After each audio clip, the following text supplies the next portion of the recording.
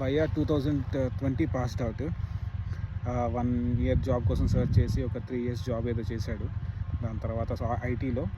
So దాని తర్వాత 1 year మళ్ళీ ఖాళీగా ఉన్నాడు for some reason. And he wants to come to Canada for studies. Around తన ఏజ్ 25-26 అయిపోయి ఉంటుంది. కెనడాకి రావాలని అప్లై చేసేయడానికి ఇంకో 1 ఇయర్ అయిపోద్ది.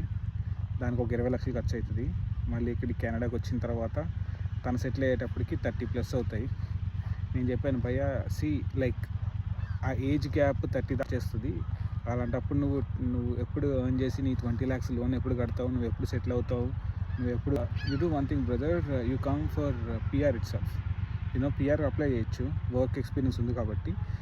పిఆర్ అప్లై చేసి పిఆర్ పిక్ అయింది అనుకోండి, అప్పుడు వర్క్ పైన డైరెక్ట్గా రావచ్చు. సో 20 lakhs ఇన్వెస్ట్ చేయాల్సిన అవసరం ఉండదు. డైరెక్ట్గా వర్క్ వచ్చిందంటే ఇక్కడికి వచ్చి ఇక్కడ జాబ్ ఎత్తుక్కోవచ్చు.